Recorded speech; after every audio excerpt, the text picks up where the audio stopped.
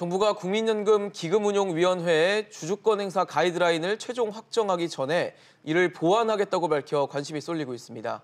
가장 직접적인 이해관계자라고 할 수 있는 기업이 강하게 반발하는 상황에서 연금 사회주의 논란이 확산되고 있기 때문인데요. 네, 주주권 행사 가이드라인은 국민연금의 기업 경영 참여를 본격화하기 위한 장치입니다.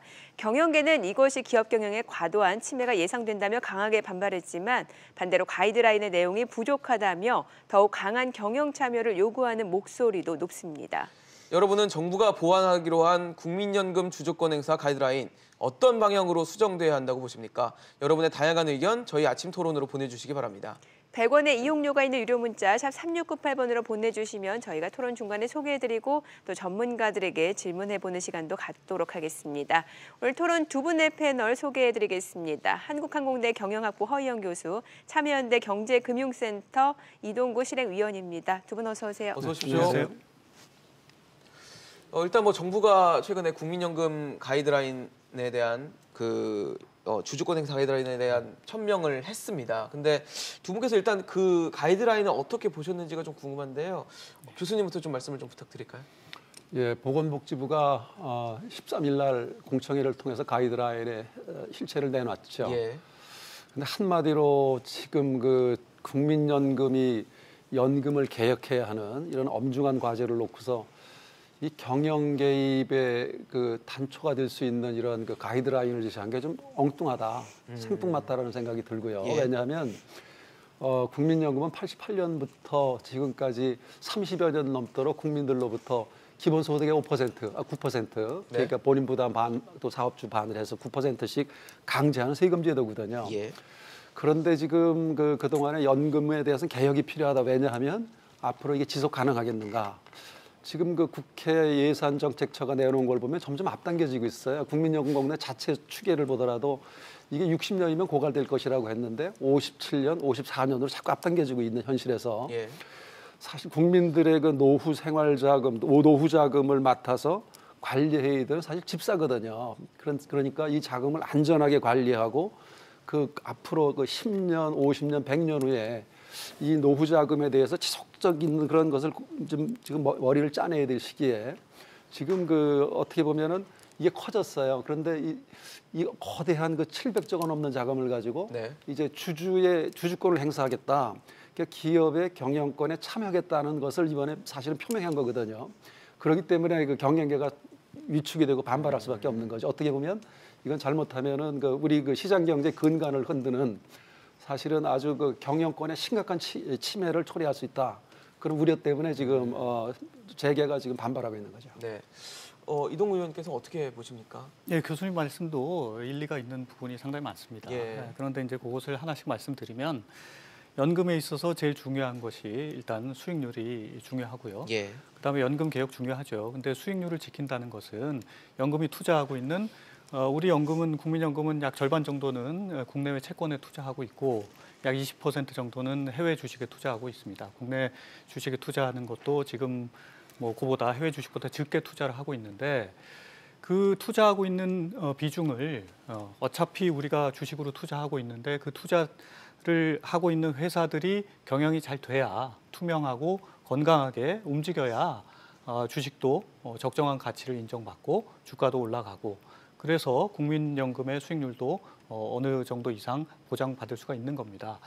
여기서 꼭 강조하고 싶은 것은 마치 국민연금의 주주권 행사가 없던 것이 하늘에서 떨어진 것처럼 이제 오해하시는 분들이 있습니다. 원래 주주는 자기 지분만큼 주주총회에서 자기 의사를 표현할 수가 있는 겁니다. 그게 자본주의의 기본이고 그게 없다면 자본주의 자체가 존재할 수가 없는 거거든요. 그리고 자본주의가 가장 발달한 선진국에서 이런 스튜어드십 코드에 대해서 이야기가 나왔고 그게 채택된 지도 굉장히 오래됐습니다. 이게 네. 글로벌 금융위기 때 왜 이 금융위기가 생겼을까를 연구해 보니 주주들이 너무 무심했다. 기업과 대화를 좀 해라 라고 이렇게 그런 전문가들의 권유에 의해서 도입된 것이 스튜어드십 코드입니다. 네. 즉 이것은 기업을 괴롭히려고 하는 것이 아니라 기업과의 대화를 통해서 함께 발전하자. 이런 개념으로 출발한 게 스튜어드십 코드고요. 그런 의미에서 국민연금의 이번에 수탁자 가이드라인은 원래 국민연금이 제시했던 그런 로드맵보다 상당히 뒤처져 있다 이렇게 평가하고 싶습니다. 네. 자, 그런데 사실상 이제 정부가 국민연금 주주권 행사 가이드라인을 이제 다시 수정해서 보완하겠다라는 건 경영계의 의견을 좀 더 받아들이겠다 이렇게 해석하는 시각이 많거든요. 교수님께서는 어떻게 보세요? 그 스튜어드십 코드에 대해서는 그 글로벌 금융위기 이후에 2009년에 영국에서 시작이 됐죠. 예. 그러니까 주주권을 행사해야 된다. 그런데 이 국민연금은 매우 특별한 존재입니다. 세계적으로도 지금 3대 연금에 포함되어 있고 제가 이 국민연금의 경영평가를 3년을 했습니다. 당시에 400조가 막 넘었을 당시인데 네. 제가 3년간 경영평가를 하면서 느꼈던 것은 국민연금 경평을 들어가면요. 굉장히 긴장을 해요. 무섭습니다. 이야, 이거 잘못되면은 이거 나라 망하겠구나.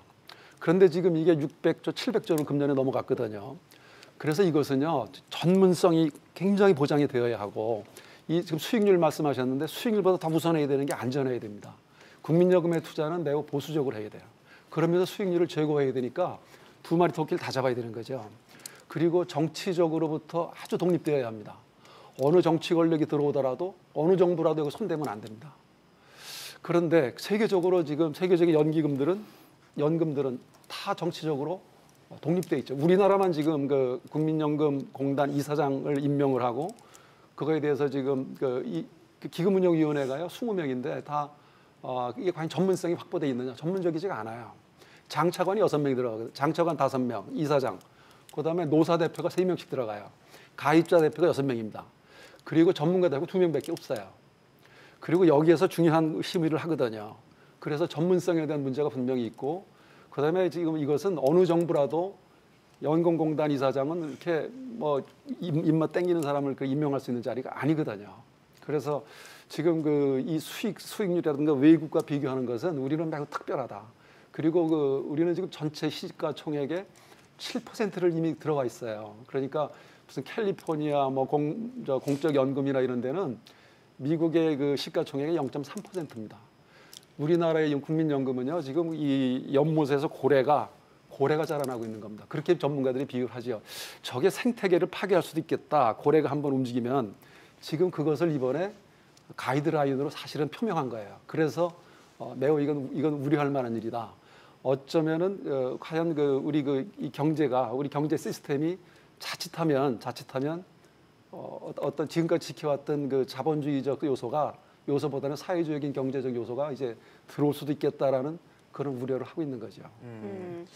근데 사실 경영계 입장에서는 최근에 뭐 글로벌 경기 상황도 워낙 안 좋은 상황이고 기업이 활동하기가 어려운 상황에서 이렇게 기업을 옥죄는 뭐 규제까지는 아니더라도 규제식의 제한을 주는 게 적합하냐에 대한 성토들은 나오는 것 같거든요. 이제 교수님 말씀도 상당히 일리가 있습니다. 안정적으로 운영을 해야 되죠. 근데 그 안정적으로 운영하기 위해서 이제 스튜어드십 코드가 오히려 필요한 겁니다.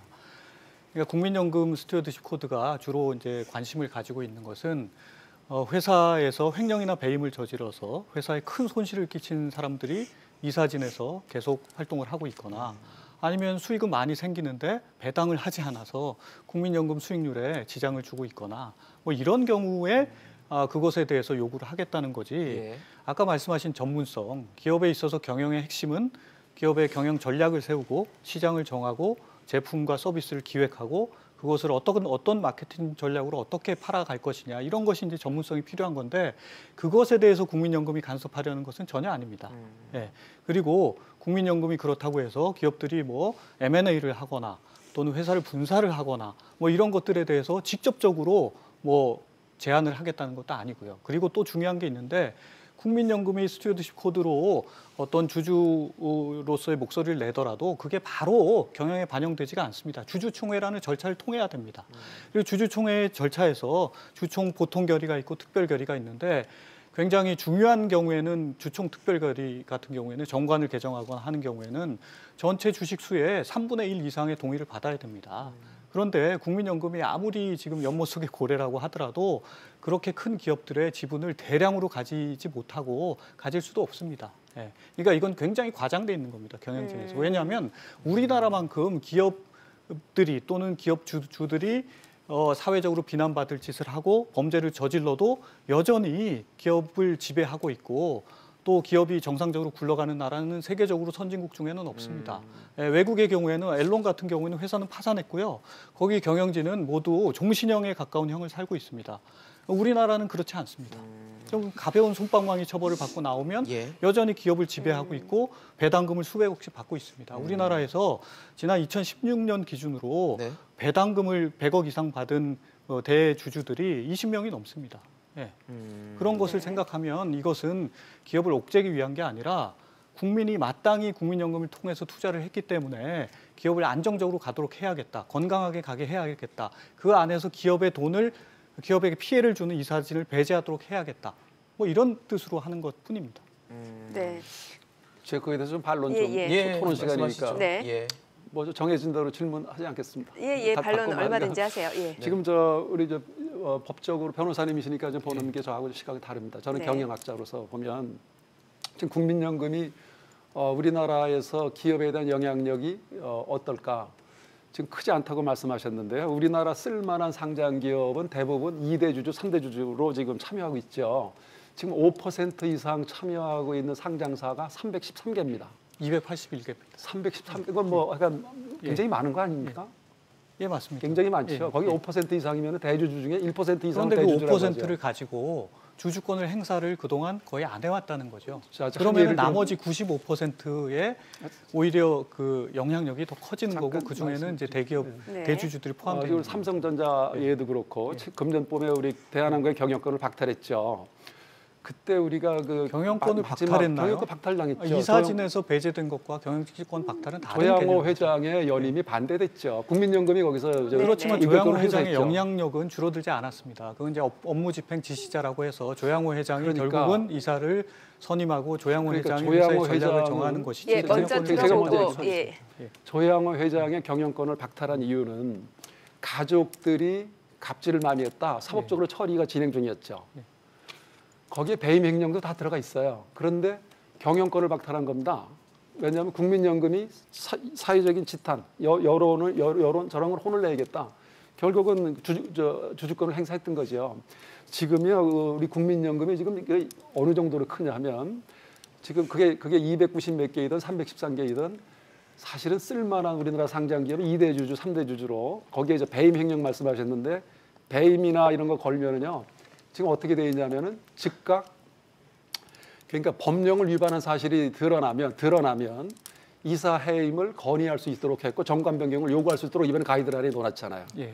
자 그러면은 변호사시니까 그러면 기소가 됐어요. 범찰이 기소가 되면은 저게 유죄인지 무죄인지 판단하는데 길면 몇 년 걸리죠. 예. 그러나 주식시장에서는 해임 결의를 해버리는 겁니다. 주주총회에서 예. 임시주총회를 열어가지고 그럴 경우에 경영권이 위축이 되죠. 지금 그런 무서운 조항들이 여기 다 들어와 있다는 거예요. 예. 그리고 지금 이 보건복지부가 지금 표방하는 게 차관 얘기가 참 걸작입니다.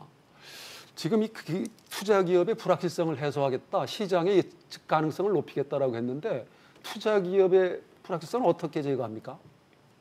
아주 교만한 그 시장 경제에 대한 도발이죠. 그래서 주주 권익이 침해되거나 기업 가치가 훼손되면은 경영 참여하겠다고 했습니다. 기업 가치를 결정하는 거냐 경영자들도 밤낮으로 해도 기업 가치가 늘 오르지가 않거든요. 이제 시장에는 오해가 있어서 저도 불확실성을 이제 전제하는 말씀할 거거든요. 기회를 좀 주시죠. 그런데 어떻게 여기까지 그 말씀드리고 제가 기회를 국민연금이라고 하는 데가 어떻게 거기에 경영에 참여해서 야 주가가 내려갔어, 너네 기업 가치 훼손됐어, 우리 경영 참여할게, 이렇게 해봐, 감나라 판나라 하겠다는 거거든요. 그것은요 시장 경제를 모르는 사람들이에요. 경영의 세계를 모르는 사람들이 이번에 이런 법을 이런 규정을 만들어 가는 거죠. 이제 굉장히 오해가 있으신데요. 지금 우리나라의 스튜어디십 코드의 로드맵은 선진국에 비해서 한참 뒤처져 있습니다. 그리고 그 선진국들이 다 그거는 자본주의가 발전해 있는 나라들입니다. 예, 그리고 아까도 말씀드렸지만 경영 참여를 한다는 게 어떤 기업의 전략을 정하고 제품을 정하고 서비스를 정하고 어떤 마케팅 전략을 짜고 타겟 시장을 정하고 이런 것에 대해서 관여하겠다는 게 전혀 아닙니다. 그리고 횡령이나 배임을 저질러서 회사에 손실을 입힌 이사가 발견될 경우에 기소되면 바로 뭐 해임을 건의한다 이런 게 아니고요. 그것이 어느 정도 확정이 됐을 때 하겠다는 것일 것이고 그다음에 또 하나는 아까도 말씀드렸지만 주주총회의 결의를 거쳐야 됩니다. 이사 해임은요. 주주총회 특별 결의가 필요합니다. 특별 결의를 위해서는요. 전체 주주의 4분의 1 이상이 동의를 해야 됩니다. 아니면 3분의 1 이상이 동의를 해야 됩니다. 그건 엄청난 비중입니다. 33.33%가 그 이사의 해임을 결의를 해줘야 되는 겁니다. 그에 비해서 국민연금이 가지고 있는 지분은 5%에 불과합니다. 즉 주주로서 제안을 할 수 있는 것뿐이고요. 그 이사가 해임되고 안 하고는 결국은 나머지 주주들이 결정을 하는 것입니다. 그러면은 국민연금이 5%나 지분을 가지고 있으면서 그 정도 제안도 못하냐? 네. 그거는 오히려 잘못된 생각이죠. 네, 두 분 말씀 지금 계속 잘 듣고 있는데요. 시청자 여러분들도 두 분의 말씀을 듣고 지금 저희 프로그램으로 문자를 보내주고 계셔서요. 몇 가지 좀 소개해드리고 두 분의 토론 진행하도록 하겠습니다. 네. 4602님 먼저 읽어볼게요. 예. 예, 국민연금 발언은 뉴스 등에 방송이 되고 이제 그 내용은 주주가 아니라 국민을 선동하게 되어서 경영에 큰 문제를 가져올 겁니다. 네, 7007님은 시장 자유를 침해함으로 절대 안 됩니다. 경영에 간섭하려면 국민 투표로 물어야 합니다라고 의견을 주셨습니다. 네, 반대로 2402님은 기업에만 맡겨서 배당 쥐꼬리만큼 주고 기업 윤리 다 저버렸습니다. 국민연금이 회초리를 들어야 기업 경영 투명화됩니다. 네, 6767님은 국민연금 주주권 행사 적극적으로 해야 합니다. 정직한 경영을 하면 됩니다. 글자 그대로 무엇보다 소중한 국민의 노후 자금입니다라고 의견을 주셨네요. 네. 자, 그리고 5980님은 국민연금 정치권의 영향 절대 금지, 사회주의 절대 금지 또 올려주셨네요. 네, 정치권의 영향을 받고 있다라는 부분을 지적을 해주셨고요. 9700님은 주주권 행사를 안 할 때는 수익률 20%였는데 지금은 적금보다도 수익률이 나지 않습니다. 책임지는 사람이 있나요? 라고 의문을 던져주셨습니다. 네, 계속해서 저희 샵 3698로 여러분의 다양한 의견 보내주시면 저희가 좀 반영해 보도록 하겠습니다. 그러면 참여연대를 비롯한 시민단체는 지금의 가이드라인 수준도 부족하다라고 보시는 많이 거잖아요. 부족하다고 예, 어떤 생각합니다. 부분이 보완돼야 된다고 아까 보세요? 문자에 대해서 잠깐 설명드리면 예. 스튜어디십 코드 전에는 20% 이상이었는데 지금은 네. 적금 수준도 안 된다는 건 큰 오해고요. 기본적으로 이제 작년에 국내 주식 투자 수익률이 마이너스 16%였습니다. 근데 작년에 코스피의 수익률이 마이너스 17%였어요. 네. 그러니까 코스피 수익률보다 좋았고 올해 4월에 이미 그 국민연금 전체적으로는 작년에 이익이 마이너스 0.95 정도였는데 올해 이미 4월에 6% 이상 수익으로 다시 회복이 됐습니다. 네. 그러니까 그것이 일시적인 현상이고 주식시장 전체가 영향을 주는 것이지 스튜어디십 코드 때문에 국민연금의 수익률이 떨어졌다. 이것은 이제 말도 안 되는 얘기입니다. 그리고 아까도 말씀드렸지만 국민연금이 스튜어디십 코드를 통해서 기업에게 얘기하려고 하는 것은 대화입니다. 스튜어디십 코드는 대화를 해서 처음에는 비공개로 접근해서 대화를 하고 그다음에 그 대화가 잘 진행이 안 되는 경우에는 집중 관리 대상으로 역시 비공개로 논의를 하고 그다음에 공개를 하고 그다음에 주주 제안을 하게 됩니다. 여러 단계가 있는 것이고 그 내용도 기업의 직접적인 경영에 대한 것이 아니고 어떤 기업의 잘못에 대한 것이나 어떤 사회적인 책임에 대한 것에 대해서 얘기하는 것뿐입니다. 네. 사실 경영계는 지금 이 주주권 행사 가이드라인 자체가 이 상위 법률과 충돌한다라는 입장을 내놓고 있던데 어떤 법과 지금 충돌이 되고 있다는 얘기인가요? 우선 이것은 국회 논의 과정이 생략됐어요. 그러니까 당장 뭐 집중 투표제 같은 경우도 국회에서 합의를 못 봤던 것이고, 그러니까 국회 논의 절차가 이 자체가 지금 제대로 되지가 않았어요. 그러니까 국민연금이라고 하는 데는 사실 스튜어디십 말씀하시는데 스튜어디십이 뭐냐면 스튜어드십이라는 거는 자산관리죠. 집사예요, 집사. 그러니까 기본적으로 스튜어디십 코드를 우리는 외국과 우리가 해야 된다라고 하는데 우선 외국에 비해서 우리나라의 경영권 방어 체제가 어떠냐? 우리나라처럼 취약한 나라는 없죠. 그러니까 차등 의결권제라든가 적대적인 M&A가 있을 때 그걸 방어할 수 있는 포이즌 필이라든가 이런 방어 수단이 우리나라 하나도 없어요. 지지난 정부 때부터 이거를 논의를 했죠. 해주겠다는데 지금까지 다 미뤄왔고, 다시 말해서 우리나라처럼 경영권 방어가 취약한 나라는 없다. 그리고 정치권으로부터 이렇게 영향을 받는 연기금들 없다. 이건 확인해 보시면 됩니다. 그리고 이 수익성에 대해서도 지금 물론 작년에 이 국민연금은요 뭘 고민해야 되냐면 지금 700조가 넘었어요. 앞으로 아마 이게 1,400조, 1,700조 될 겁니다. 세계 1등이 될 거예요. 네. 이게 자랑입니까? 지금 이대로 간다면은 지금 이 수익률을 고민을 해야 되죠. 채권, 주식, 그다음에 국내에 할 거냐, 해외에 할 거냐, 그다음에 대체 투자할 거냐. 이 수많은 이 투자 대상을 그 균형 있게 결정하는 게 기금운용위원회예요. 그래서 전문성의 문제가 있다는 거죠.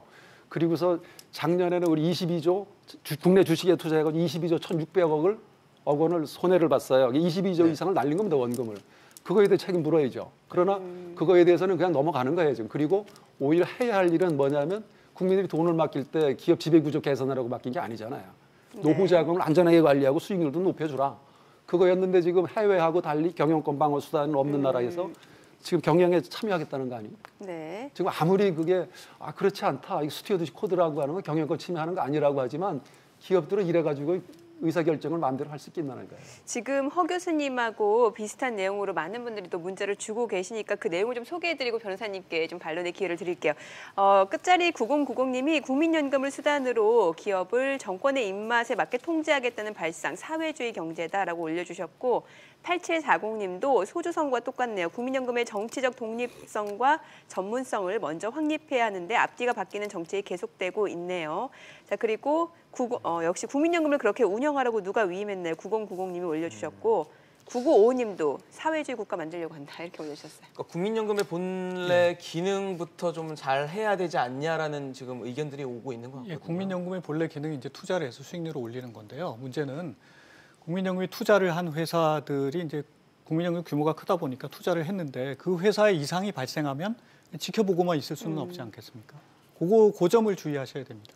내 노후 자금이 들어가 있는 그 국민연금이 어떤 회사에 투자를 했어요. 예. 근데 그 회사에 계속해서 이상 신호가 생겨요. 그러면 주식을 그냥 시장에 내다 팔고 손을 털 수가 없습니다. 왜냐하면 국민연금 규모가 크기 때문에 시장에 내다 팔게 되면 주가가 폭락하게 됩니다. 그러면 수익률도 떨어지게 되고요. 그러면 그 상태에서 국민연금이 그 회사에 이러이러한 이상 신호에 대해서 답변을 해라. 이걸 어떻게 바꿀 거냐.